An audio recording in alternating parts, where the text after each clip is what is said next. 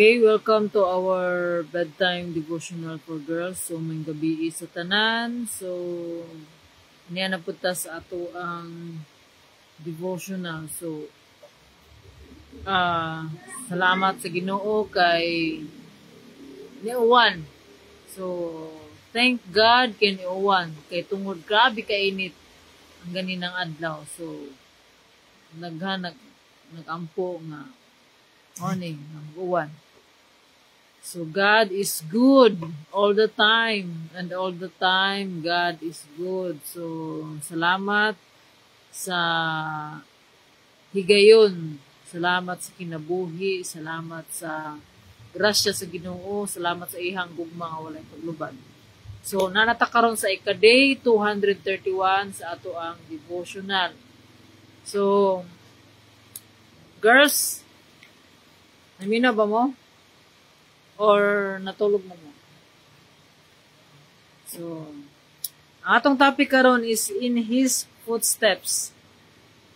So, ingon diri sa iyang pulong sa John chapter 12 verse 26. John chapter 12 verse 26. Whoever serves me must follow me. Then my servant will be with me everywhere I am. My Father will honor anyone who serves me. Sa Bisaya pa, ang buot mag-alagad kanako, kinahanglan musunod kanako aron kun hain ako, atua usab ang akong sulugoon. Ang akong amahan magpasidungog kaniya nga mag-alagad kanako. So, let us pray. Father God in heaven, Lord, we thank you for your word.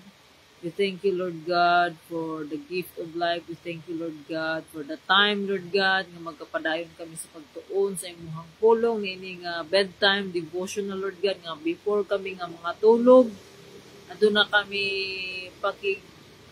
duol diha kanimo, nga ikaw makigistorya kanamo, Lord, pinaagi sa imong pulong, among makapunan karon, Lord. Ubani kami, Lord God, puna kami sa imong balaang espiritu, puna kami sa imong kaalam, puna kami, Lord God, sa kahibalo sa pagsabot sa imong mensahe nga imong ipadayag dinhi kanamo ug sumaminaw niini nga mao kini ang makahatag og paglaom, gugma ug grasya, Lord God, nga maglahutay kami sa imong pagtuo diha kanimo ug nga maglig-on kami, Lord God. Tabangi kami, wala kami mahimong gula ikaw, tungod ikaw ang Ginoo nga maoy maghatag ka na mo og katagbawan sa amo ang kinabuhi. Dalaygon ka, Lord. Salamat, Lord God, ini nga higayon. Ikaw, Lord, ang matuboy sa ngalan ni Jesus. Amen. So again, may gabi. So welcome back. Again, welcome sa ato ang bedtime devotional. So, ano na po nga magkatuon sa pulong sa Ginoo. Tungod kay ang Ginoo mo ang tuburan sa tanan. So, the source of everything, including our being. So, ingon din ni, Jesus walks with you. Are you walking with Him? Hopefully, you will choose to walk with Him tonight, tomorrow, and every day of your life. So, it is a decision to walk with God. So, every day is we have two choices, to obey God, to walk with God, or the other way around. So Jesus has called upon believers of every generation, and that includes you and me, to follow in His footsteps. Will you follow? Please answer that question with a great big yes. When you do, your heart will be filled with a great big love for Him. Excuse me. So, when we receive God, so, kung kaniadto nga wala pa ta ng kailan ang Kristo ang atong kinabuhi, gubot, walay kalinaw, walay paglaom, puros ra kasuko, kalagot, nasa puno sa pagpakasala. So karon nga naanata diha kang Kristo. So adunay kabag-uhan So naay kabag-uhan ang atong kinabuhi kung anaa nata sa Ginoo tungod kay ang atong paglaom wala sa atong kaugalingon, wala sa mga butang, wala sa tao, kundi ang atong paglaom tua sa Ginoo. Tungod kay siya perpekto ug dili gyud niya pakyason ang motuog mosalig kaniya. So God is calling us, encouraging us to follow His footsteps because ingon na Ginoo sa iyang pulong nga piliya ang kinabuhi. We have two choices. Every day we have two choices, either to follow Jesus or not. It's to choose life or death. To choose good or evil. So, narana sa ato, narana sa inyo, nara po na sa ako. So, kita manubag tatanan diha sa Ginoo kung unsang atong gipili. So, natay ingon pa, we are free to choose because we have free will. So, libre ta nga mopili, but we cannot choose the consequences of our choices. So, that's the reality. Mo nag-ingon nga, katong mga tao nga naghimo og daotan, na mayngon ta nga moabot ra ang time niya. So, katong mga tao nga naghimo og daotan, wala magtuman sa kasuguan sa Ginoo, wala diha sa Ginoo, wala mo follow sa iyang suguan, aduna ray panahon para kaniya. Kay mao na ingon sa pulong nga panahon nga laglagon sa Ginoo ang mga ningbuhat og daotan.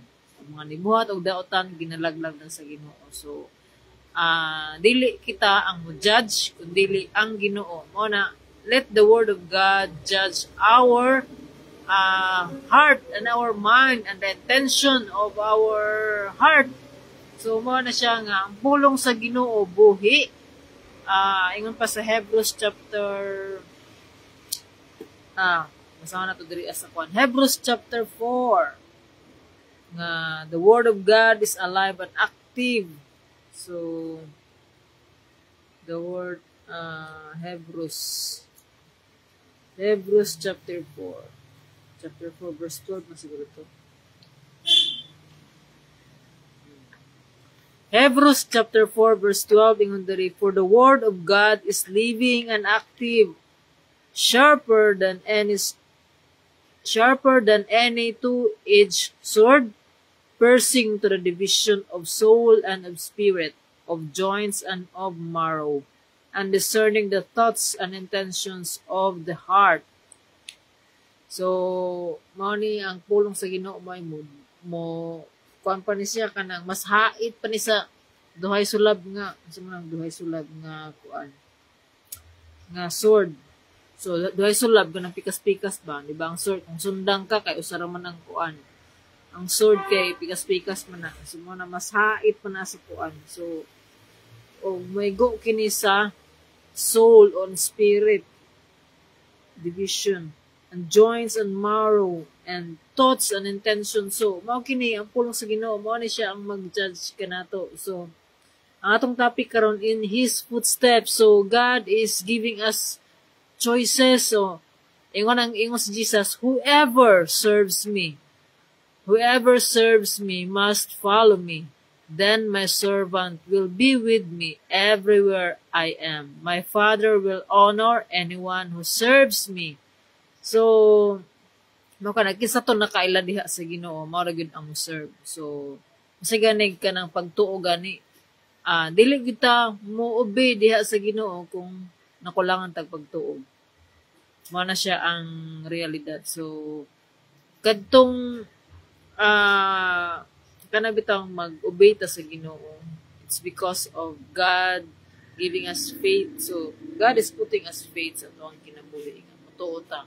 Pero mo gina nga kinahanglan buhaton po nato nga to ang part. Kaya ingon ang Ginoo sa John 3:16 nga, for God so loved the world that He gave His only Son, that whoever believes in Him will not perish but have eternal life. So, ang Ginoo wala na mugos ka nato nga mopili sa iya ha.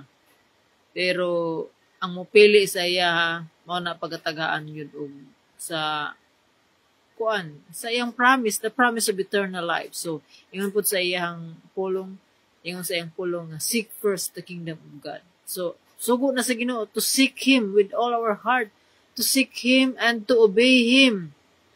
Seek first the kingdom of God and His righteousness, meaning we must seek God and obey His principles, obey His rules. Kaya unsa man ni siya ngano man, tungod kay adunay kanabitang, tungod kay ang Ginoo ray mohatag sa ato ang pangandoy, sa ato ang needs. So ihatag ra sa Ginoo ang ato ang mga needs. Pero dili pud na nga mag-obey, mag-obey ra ta sa Ginoo tungod kay kanang atong gi-after ang iyang mga promises. But sa may ingon sa Ginoo nga we do good, we obey God because of the love. Ang gugma gayud mao gina ang magkuan ba, let love be the motivation of why we obey God, why we do good to other people, because tungod na sa dakong gugma sa Ginoo, siyempre gisave ta from sa ato ang sin. So kita dapat tong namatay, and because of the great love of God, we are saved. And kung kita gisave sa Ginoo, dili ba ta nga makapasalamat kaniya? Dili ba nato balusan og maayo ang Ginoo? So mao na nga atong higugmaon ang nag-save ka nato. So mao na nga God is calling us. So wala ta gipugos sa Ginoo. Ikaw nga naminaw karon, kung sa mga maminaw na ini nga pulong is ang Ginoo gitagaan ta og choice. Every day tagaan tag choice, because gusto sa Ginoo nga mahigugma ta kaniya. Kung wala tay choice, dili na matawag nga gugma, di ba? If we don't have choice, dili na gyud na siya matawag nga gugma. Kay love cannot be enforced. Dili na ma-force ang love. Ala ko noon sa definition sa gugma, dili man na siya enforced. It's a decision. Love is a decision. So kung kita gani sa ato ang mga spouses, so kung mayngon ta nga, what is your definition of love? If love is a feeling, kung wala na kay feeling na nga tao, dili na nimo siya love. So that's not the right definition of love. But the best definition of love is the love of God. Nga iyatang gipakamat yan to save us from our sins, para makaubanta niya dito sa langit. So before nga niabot si Jesus, we are already condemned because we are so hard-headed. So we are so hard-headed, di maminaw. So kung imong tanawon kung imong basahon sa pulong sa Ginoo ang mga stories kung how God kung giyon sa pagpasin sa Ginoo nga mga tao nga dili mosimba og mga Diyos, pero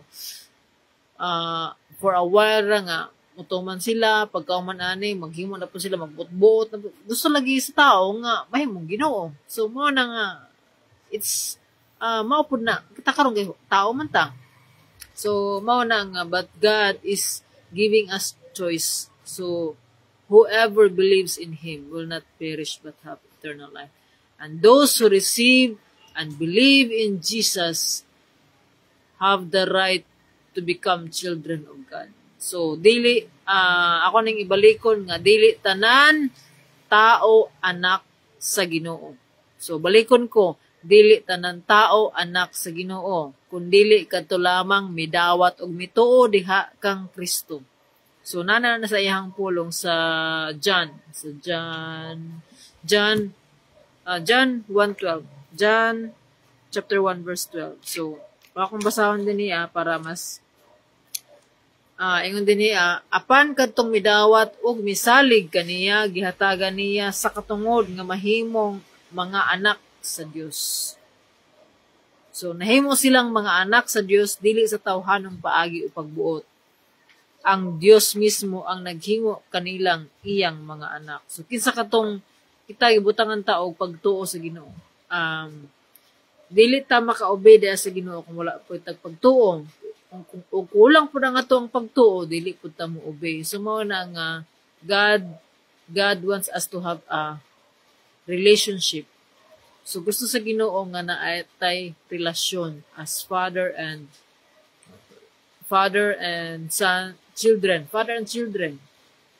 So manurture ang usa ka relationship kung naay communication, honest communication, dili ba ta magtago-tago. Lord, nasakitan ko, Lord. Gusto na ko kanabitang naglagot ko ani nga tao, Lord, nga naman ana. Just be honest to God. So mao na nga tanan natong concern. So before ta nga magunahon na og mga solution sa ato ang problem, let's consult first to God. But before that, we have to examine ourselves if we are in the presence of God. Kay mostly usually ang ato ang problems, trials ng kinabuhi, dili na siya trials, kundi consequence na sa ato ang mga wrong decisions nga ato ang ginabuhat. So mo na nga we are free. We are free to choose anything, but in every decision that we make, we have no choice of its consequences. So dili gyud ta makalikay sa mga consequences sa atong mga gipang buhat. So again, ang Ginoo nag-invite ka nato to follow His footsteps, to believe in Him. So daghan pa karon ng mga tao ang wala pa diha sa presensya sa Ginoo. Naay miingon nga nito ako sa Ginoo, pero ang kinabuhi wala nagtubo diha sa Ginoo. So mao na nga ang importante gayud ka nato is kung nituo ta sa Ginoo, dapat naagyo nay ebidensya. Kaya ang usa ka nituo sa Ginoo, dili gyud na siya magpabilin nga inana iyang kinabuhi. Kung dili palambuon na sa Ginoo, basta lamang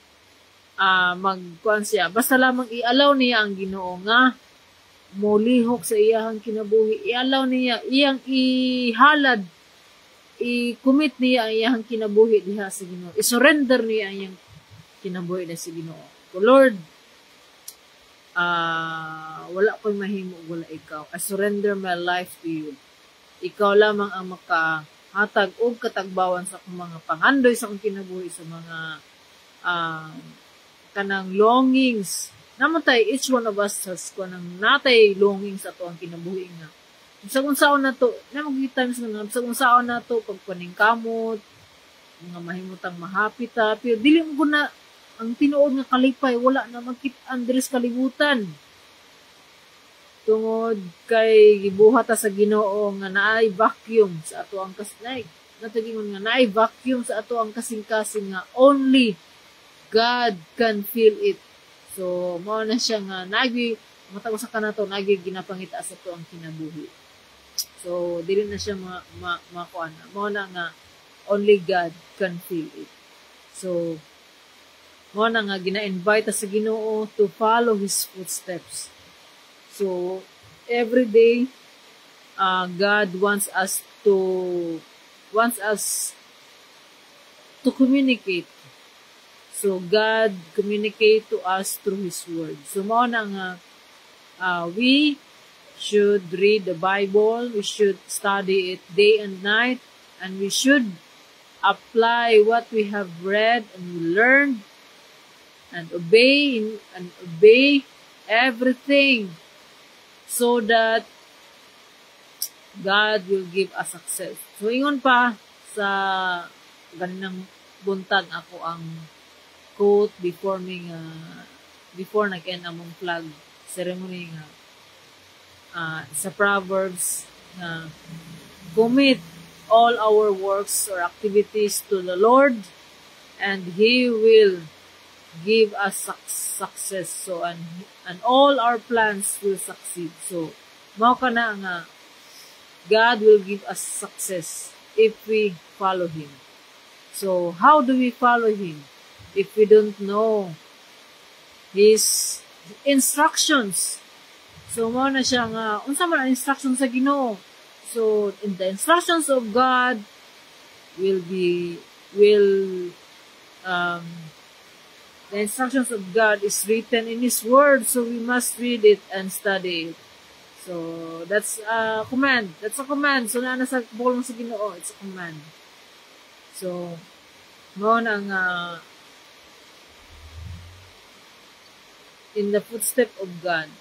So, although naagyapon tayo, God didn't promise an easy life, but God promises that He will fulfill His promises, that He will never forsake us or leave us. He will help us. Basta lamang obedient lang sa iyahang pulong. So, let's examine ourselves. So, atong pangayon, di asa Ginoo, kada adlaw, let's surrender ourselves, let's repent for our sins, and let's obey God in everything. Pangayon na to sa Ginoo, let us allow God to change us, to transform us into Christ-likeness. Para ngayon ta sa iyahang mga saad. Salamat sa Ginoo na aking platform o mao kini ang usa sa mga pamaagi na makashare ta sa pulong diya sa Ginoo, because God commanded us to share the gospel. Go to anyone. Tell the good news. So, I am here to tell you that God loves us so much. Si God, wala nagtanaw sa itong mga sala, kundi for who He is. So, God loves us for who He is, not for what we are. So, but mo na nga ang gugma sa Ginoo, maginay maka atag ka na to katagbawan. So, let the love of God be our motivation to do the work, to do His work, to do what God commanded us to do. Remember our purpose, to love God with all our heart, with all our soul, with all our mind, and with all our strength, and to love our neighbor as we love ourselves. So, diha magikantanan sa gugma sa Ginoo. If we have love, so, kanang goodness, kindness, mao na siya ang mga result na siya. That is the result of the love of God. And that is the result of the love that we have received from God. So, tungod ra gyapon sa gugma. The Bible is all about the love of God. So to God be all the glory. So, let's try. Let's try hard. Let's serve God with all our hearts. So, pangayon kini nato in prayer. So, let us pray. Father God in heaven, Lord, akong salamat sa imong pulong. Salamat, Lord, sa pag-remind ka na mo, Lord God, sa imong dakong gugma ka na mo, Lord God, nga ikaw, na Ginoo, na higugma ka na mo tungod sa imong pagkaginoo. Wala nimo tan-awa ang mong mga sala. Tungod kay kami, wala gyud ikabalos niya kanimo. Salamat sa imong grasya sa kaluwasan. Salamat, Lord, nga kami makambit sa imong himaya. Salamat, Lord God, nga nahimo kaming righteous, Lord God, pinaagi sa imong grasya through Jesus Christ. Lord, i-increase pa among faith diha kanimo. I-increase pa, Lord God, among pagsalig diha kanimo. Aron mas mutubo kami, Lord God, nga whatever man nga mga challenges amo ang kinabuhi, Lord God, anaa ka nga magatabang ka namo. Ikaw among gisaligan, Lord God, o gilaoman, Lord God. Tungod sa imong dakong gugma, Lord God, nakabaton kami og mga paglaom, Lord God, dili mo kami pasagdan ni biyaan. Daghang salamat, Lord God. Help us, Lord God, to serve you, Lord God, with all our heart, soul, mind, and strength. And help us, Lord God, to serve other people, Lord God, because we serve a good God, a good and excellent God. Lord, we are nothing without you, Lord God. Help us to obey you, Lord God, in everything, Lord God. Ikaw ang Ginoo, Lord God. Nga mooy magplastar ka ng tanan. Kalaygon ka, Lord. Salamat sa mong paguban ka namo, Lord God. Ikaw ang Ginoo nga magkahikap, magkabisita, Lord God, sa mga tao nga naminaw ni ini nga minsan. Salamat, Lord. Imo ang dungog, imayag pagdayeg sa ngalan Jesus. Amen. So, may gabi sa tanan. So, salamat sa Ginoo kay hinay ang ulan. So, kay kung pusog ang ulan, di jud ka magdungog. So, morning nagpaabot ra ko nga mo tuwak-tuwak ang ulan. So, to God be all the glory. Good night. God bless and see you tomorrow.